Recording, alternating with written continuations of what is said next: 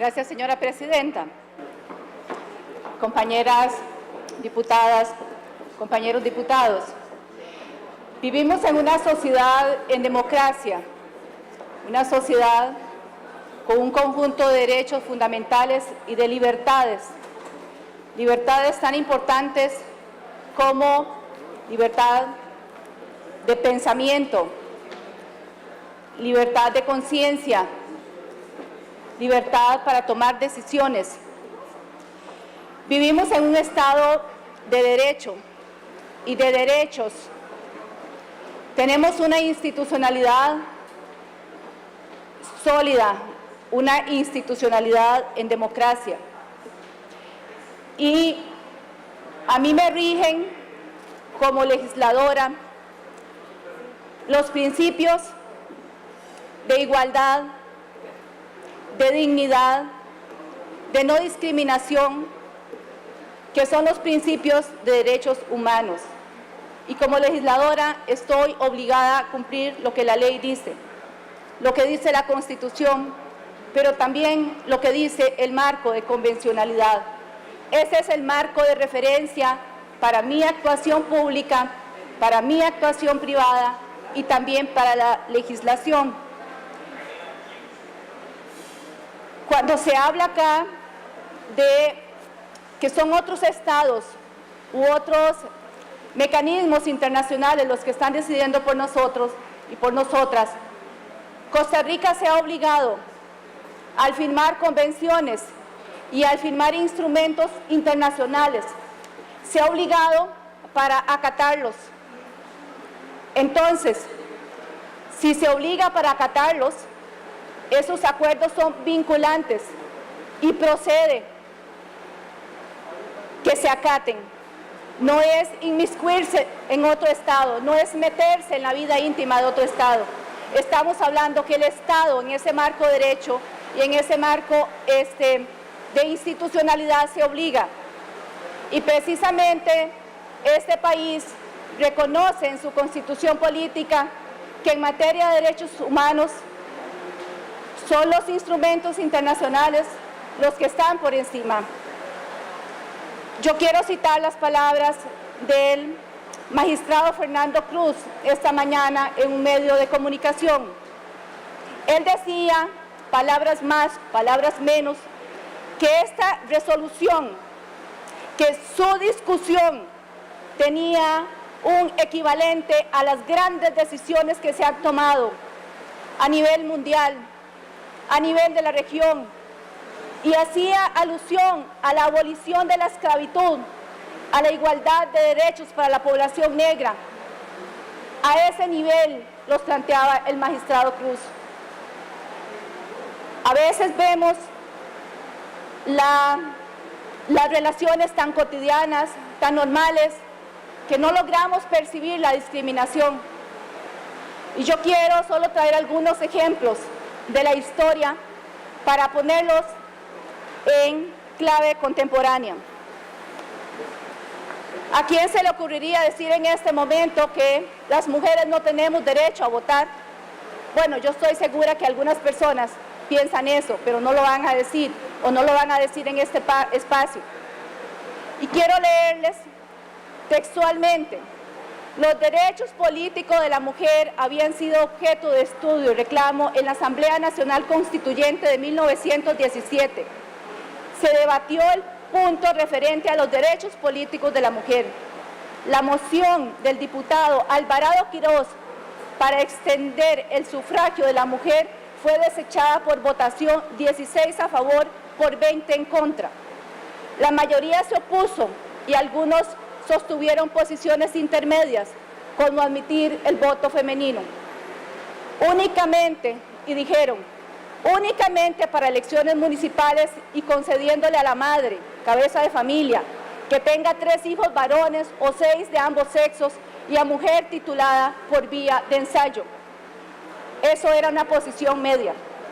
Pero también hubo quienes señalaron que no saben si estarán capacitadas para ello, que el sufragio femenino es más adecuado a otros países y nunca a los tropicales donde la mujer es tan apasionada, o que con el voto femenino sufrirá mengua la virtud y la tranquilidad del hogar.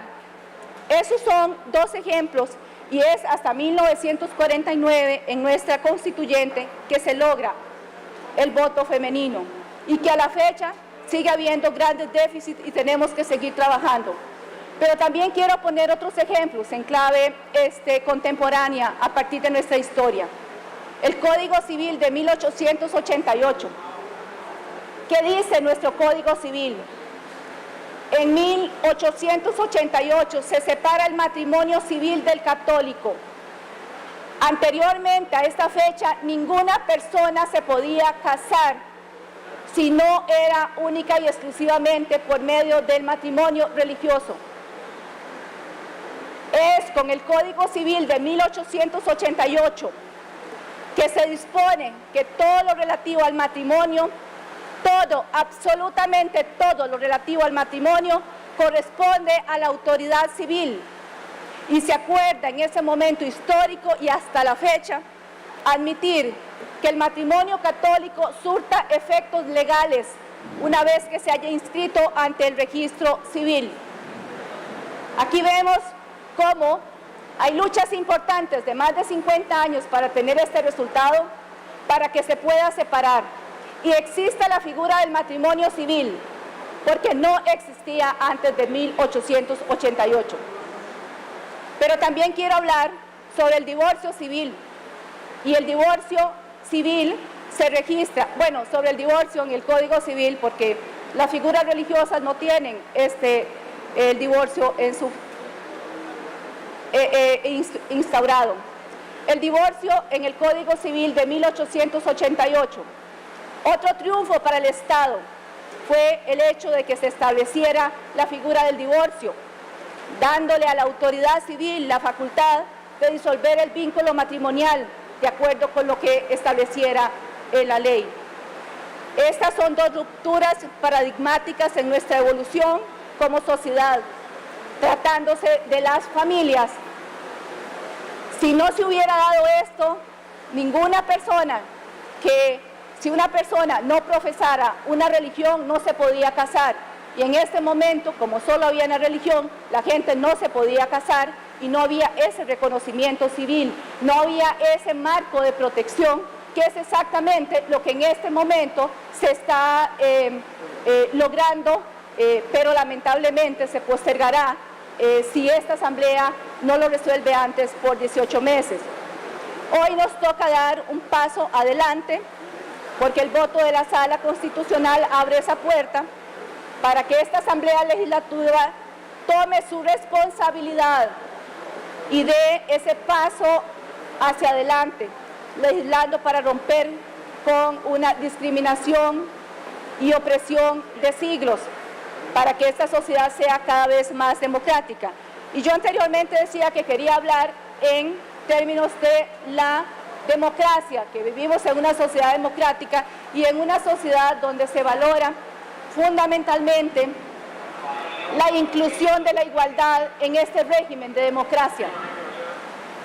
Es muy importante también hacer referencia, nuestra fracción le pidió hoy a nuestro señor presidente que convocara para este periodo el proyecto 19.852, conocido como Ley de Matrimonio Igualitario.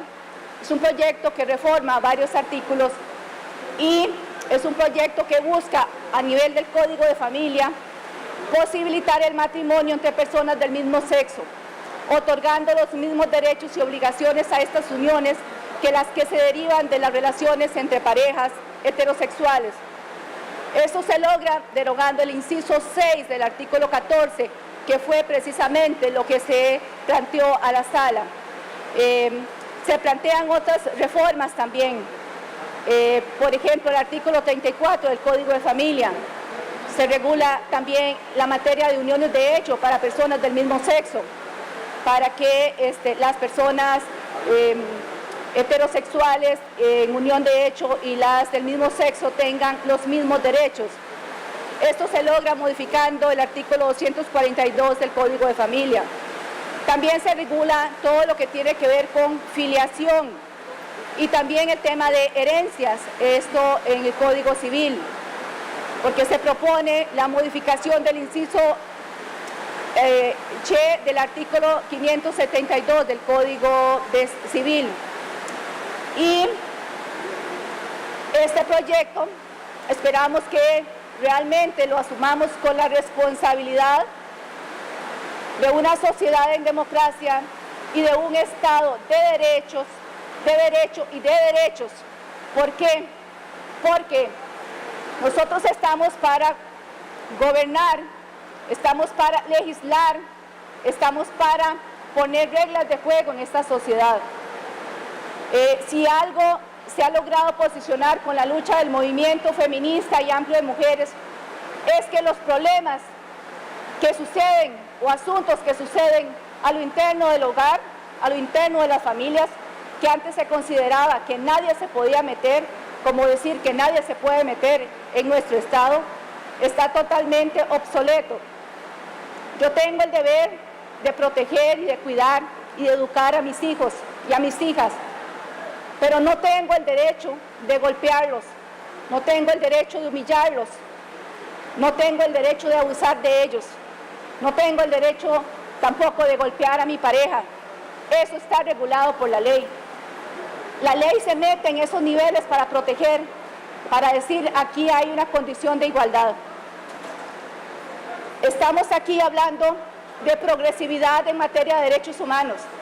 Estamos hablando de que si mi marco religioso no me permite casarme con una persona del mismo sexo, nadie me está obligando.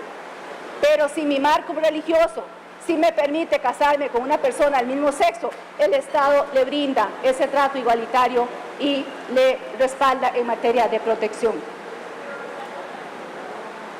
El principal reto en este momento en materia de igualdad es cómo fortalecemos nuestro Estado y cómo fortalecemos nuestra democracia en clave de igualdad.